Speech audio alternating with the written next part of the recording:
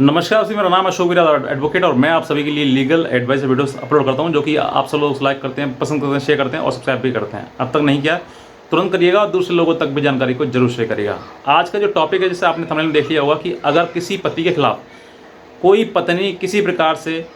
X party order pass करा देती है मेंटेनेंस का और भारी मेंटेनेंस बन जाता है, या फिर वो किसी प्रकार से उस कोर्ट में अपीयर नहीं हो पाता है, उसको जानकारी नहीं मिल पाती है पति को, या फिर वो किसी प्रकार जानबूझ के भी नहीं जा पाता है, तो बहुत सारे कारण इस पर हो जाते हैं, क्योंकि बीमारी है या जानकारी ना होना है या कुछ भी कारण उसके पीछे हो सकता है, जहाँ पर एक पति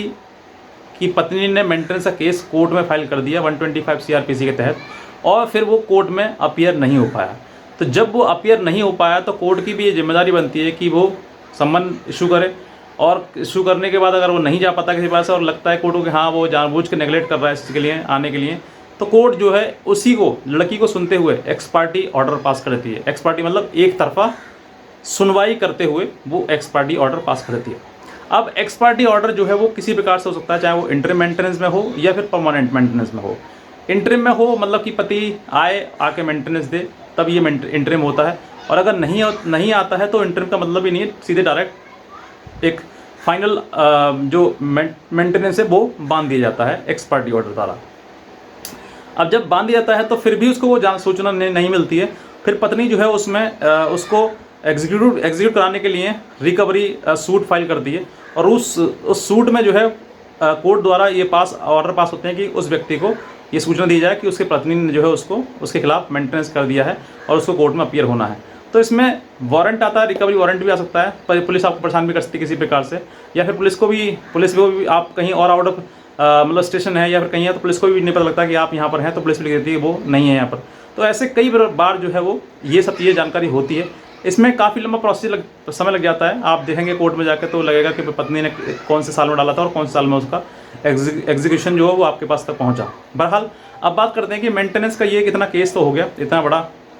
आपके पास हैवी मेंटेनेंस हो गया, एरियर्स बन गए, काफ़ी महीना पहले का वो मेंटेनेंस है वो लगातार बनते आपके ऊपर चढ़ गया है, लाखों रुपए आपके ऊपर हो गया है। तो अब जो है अब आपको ये डर लग रहा है कि सर इतना बड़ा मेंटेनेंस हो गया, क्या मुझे देना पड़ेगा? बहुत सारे सवाल आते हैं मेंटेनेंस देखते ही, इंसान जो थोड़ा डर जाता है कि भाई इतना मेंटेनेंस मुझे देना पड़ेगा कोर्ट में।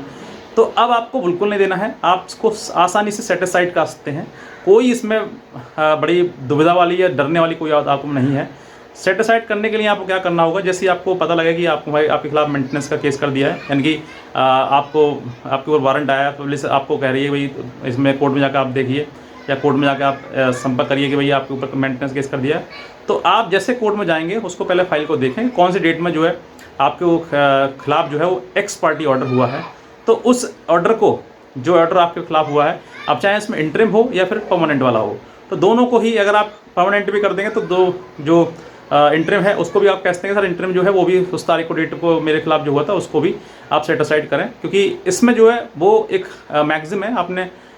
लॉ में, जिसमें कि ऑडी अल्टम पार्टम, मतलब कि एक पक्ष को नहीं सुनने, दोनों पक्ष को सुनने के बाद आदेश दें, तभी न्याय की उम्मीद जो है वो कोर्ट से की जाती है। तो कोर्ट जो है अब आपको इसमें रिकॉल एप्लीकेशन आप फाइल करेंगे कि आप आपकी पत्नी ने जो है वो उसको एक्स पार्टी करा दिया था, अब इसको रिकॉल करते हुए मुझे भी सुना जाए। तो कोर्ट के पास भी ये राइट है, कोर्ट भी इसको सुनना पसंद करेगा कि आपको भी सुना जाए, ताकि आप दोनों को सुनने के बाद कोर्ट जो है वो निर्णय दे सके कि इसमें क्या वाकई होना चाहिए। तो यहाँ पर कोर्ट जो है वो उसको सेटिस्फाइड कर दी। कुछ आपके पास ऊपर थोड़ा बहुत कॉस्ट भी आपके पास लगा सकती है कि आपने इस तरीके की देरी करी और देरी करने की वजह से उसका हर्जाना जो आपको देना पड़ेगा। तो कुछ कॉस्ट के आधार पर जो है आपको जो एक्सपायरी अब तक हुआ था, जो आपका लाखों रुपए मेंटेनेंस आपका ऊपर ड्यू हो गया था, उसको जीरो करते हुए सेटिस्फाइड पूरा हो जाएगा, और अब जो है आपकी फाइल जो है वो शुरुआत से आपकी फिर लगी चलेगी। तो अब जो है आप अपना बचाव के लिए या अपने जो भी बात है आपके उसमें मेंटेनेंस के केस में अपने एविडेंस जिस तरीके आप दे सकते हैं वो पूरा एविडेंस दें, फाइट करें। मैंने बहुत सारी वीडियोस बना चुका हूँ उसमें कि आपको किस तरीके से फाइट करना है, क्योंकि मेंटेनेंस का केस भी एक अपने आप में क्रूल्टी है हस्बैंड के ऊपर, कि भाई उसको कहीं ना कहीं इस चीज़ का डर रहता है कि मुझसे पत्नी जो है मेरी मेंटेनेंस ले लेगी, अब मुझे क्या करना चाहिए, किस तरीके से बचना चाहिए। तो बहुत सारे इसमें रास्ते भी हैं जहाँ पर आप निकलते हैं। अब तो ऑनरेबल सुप्रीम कोर्ट तक के भी कई बार जजमेंट आ चुके हैं कि पत्नी कब मेंटेनेंस ले सकती है। तो आपको बेहतर तरीके से लड़ना है, और अगर आपके पास कोई एडवोकेट नहीं है जिसमें कि जो आपको बेस्ट एडवाइस ना कर सके, या फिर आपकी तरफ लड़ नहीं रहा है, आप उससे पुलिस सेटिस्फाइड नहीं है, तो आप अपने एडवोकेट को भी बदलें ताकि आपके लिए न्याय मिल सके।